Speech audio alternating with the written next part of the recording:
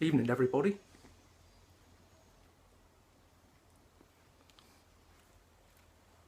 Stephen here again.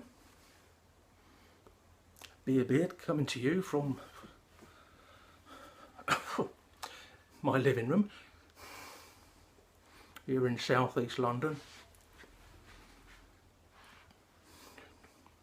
I was going to film outside because it's very muggy, very warm, hence the, do excuse the open shirt and the bare chest. But conditions demand it. I believe this week, was it this week, at Royal Ascot, gentlemen were allowed to remove their jackets in the royal enclosure for the first time due to the warmth. Silly sots. They're only going to watch bloody horse racing.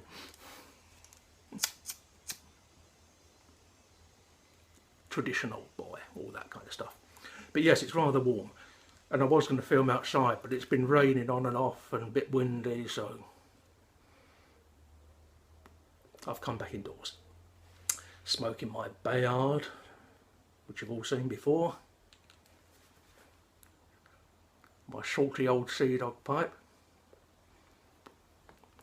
And in it I've got my favourite tobacco of the moment.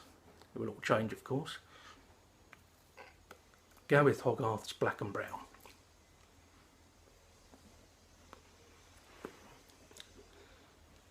And a chilled lager. I'm making a conscious effort to keep my little finger down. Can't do it. So, tonight, I was actually going to answer one of the questions, because about a month ago, I was running out of ideas for videos. And so I asked people for suggestions for some questions. And I've only answered one, and that was to Nikolai in Moscow, the Merciful Anvery. And then I've had a bit of a hiatus over the past 3 weeks. I haven't really got around to answering the others, so I thought I'd deal with one tonight. And that was from the legendary Matches860 himself.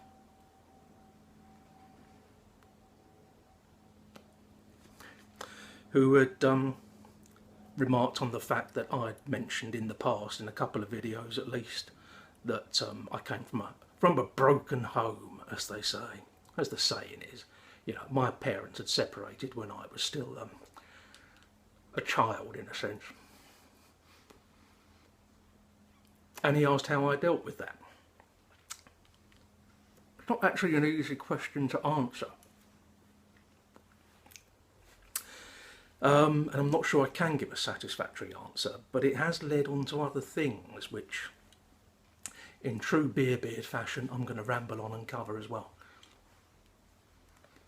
The quick answer is, because my mum left us when I was just about 15, that I dealt with it through drugs, alcohol and suppression. That's the quick, easy answer. The longer answer is whether I actually really ever dealt with it at all, because of course all of these things, they take their toll on us mentally and emotionally, and may not actually manifest themselves until many, many years later. So who knows? As part of the treatment for my depression, I underwent what they call dynamic psychotherapy, which is it's like traditional Freudian, Jungian therapy, which is basically it takes you back into your past. It's like the classic Woody Allen type stuff, like lying on the couch. It takes you back into your past, and the idea being that by an unlocking these memories of the past, you can start to understand the present and why you are the way you are. That was a bit of a roller coaster. And we never really got to the bottom of anything. But yeah, so that was the way I dealt with it in the short term. What made it slightly different to many sort of broken home scenarios was that it was my mother that actually left. And their marriage had been failing for about 6 years before she walked out. But then she did walk out, and she left me and my middle sister. My oldest sister had married and got a home of her own by this point. Me and my middle sister with our alcoholic father, who had never really liked me a great deal. Never been close, never been warm. The best you could say for him was that he was disinterested. He did what needed to be done, but never went beyond that. And I never even thought about it as a kid growing up. I thought it was just the way dads were with their sons. And I suppose a great many of them are, for one reason and another. So I never gave it a second thought. It wasn't until I was much older that, of course, it occurred to me that he was always so distant and totally uninterested in one thing and another. But as I say, my middle sister then went away to college, and I was left living with him. And he got more and more into his drinking, and I went out with my friends. And as soon as I got the chance, which is when I was 19, I moved out and got my own flat and never went back. And that would have been in the early 70s. And I really didn't really see much more of him for the next 10 years or so, only very infrequently. Had very little contact. He used to phone my middle sister, but he never phoned me. Which was no surprise, as I say, considering our past relationship. You know, oh, blimey, I dropped my pipe. He was always very critical of me, all the time, right from when I was a kid. Very critical. And then in the last 10 years of his life, we sort of became estranged completely. Barely saw each other or heard from each other. And then he died 23 years ago. He did come to my wedding in 1991, which shocked me, but he did actually turn up. And then he died 3 years later. Because I'd become estranged from him, I never had the opportunity to ask him why he was the way he was with me. You know, because by this time it had occurred to me that perhaps it wasn't the normal way for dads to behave with their sons. Excuse me a second.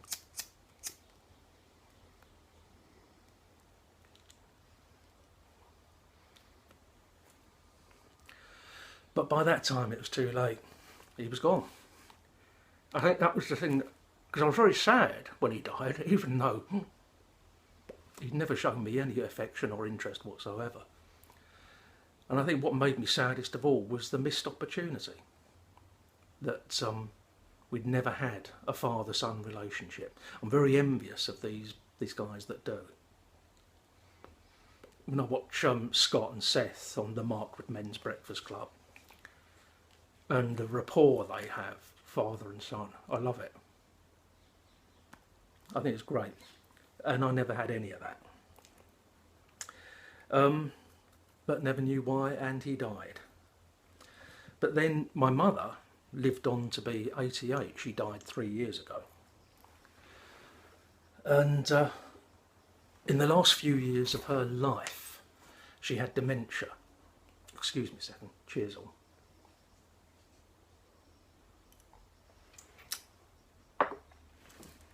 And those of you that have experience of it will know what a terrible, terrible affliction it is. It's one of my biggest fears that I contract it myself. Horrible thing. Basically the sufferer is locked into a mental cage and can't break out, and you can't break through. And it's so saddening, because you're seeing, like in my case, seeing my mother.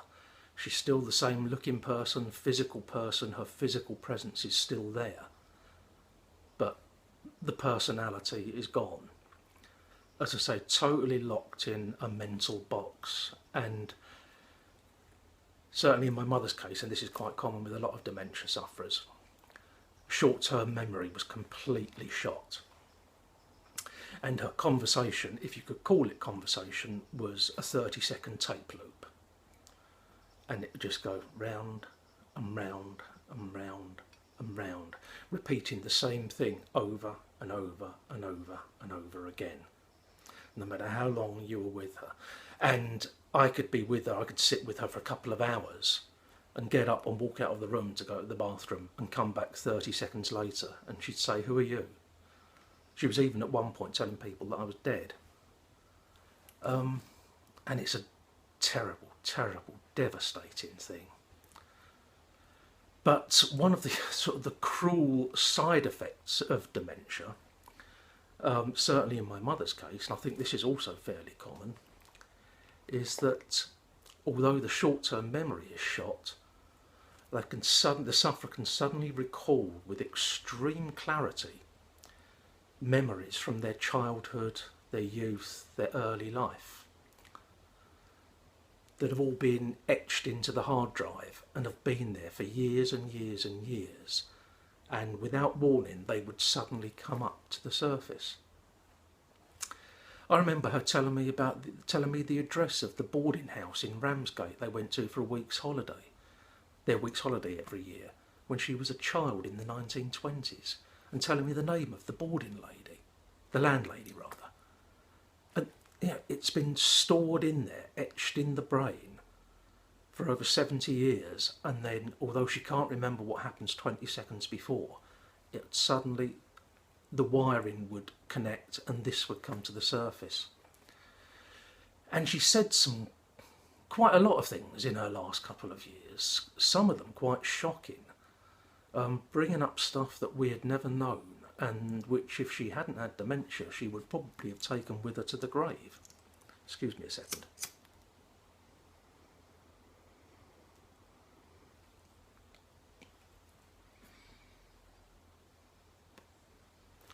I mean, not stuff that I would repeat here, but some really, really quite shocking details. I mean, one thing I will say is she told me at one point that her own father didn't go to her wedding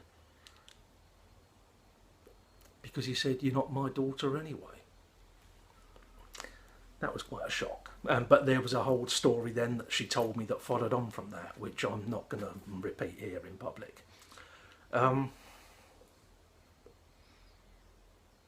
But the point I'm getting to, and I'm rambling rather a lot in getting to it, but it is connected with the whole things I've said before, my father and my relationship with him, is that a few months before she died, I was sitting with her. Sorry, this tobacco's too wet. It's the humidity in here once again. It's making it difficult to keep it light. I think I'll stop fiddling with it. Yeah, a few months before she died, I was sitting with her, and totally out of the blue, out of nowhere, which was the way these things usually manifested themselves, she said to me, "I remember what your father said to me when I told him I was pregnant with you. He said, 'Get rid of it, I don't want any more bloody kids.'" And in that moment, my whole childhood made sense. My whole relationship with my father made sense and clicked into place. And this, as I say, was about 4 years ago, shortly before she died. And if she hadn't had dementia, I would never have known that he'd actually wanted her to have an abortion when he heard that she was pregnant with me. And yeah, it all fell into place. His distance, his lack of interest, his criticisms, his borderline dislike. See, I think he was a man that regretted getting married and having children, because they'd already had 2 before I came along, and he felt tied down and regretted doing it. And so when I came along, yet another one, another stone around his neck was probably the way he viewed it. And so yeah, that was why. Yeah, got that off my chest.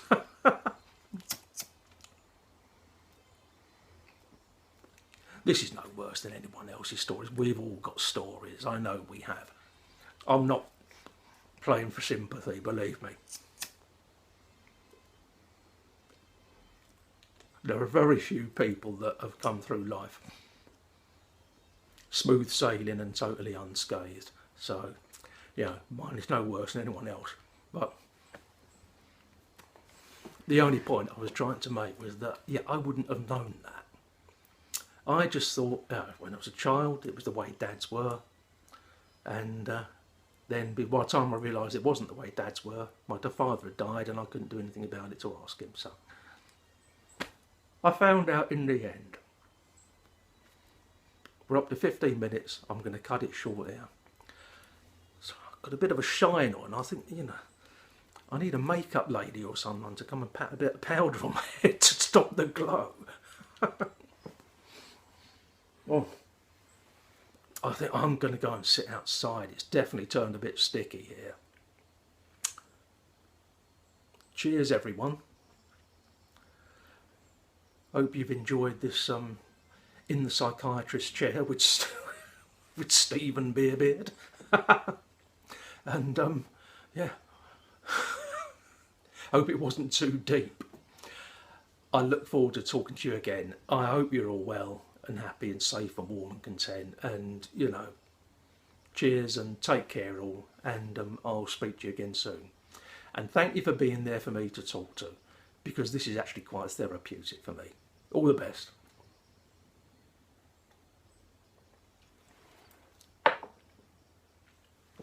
Bye-bye all.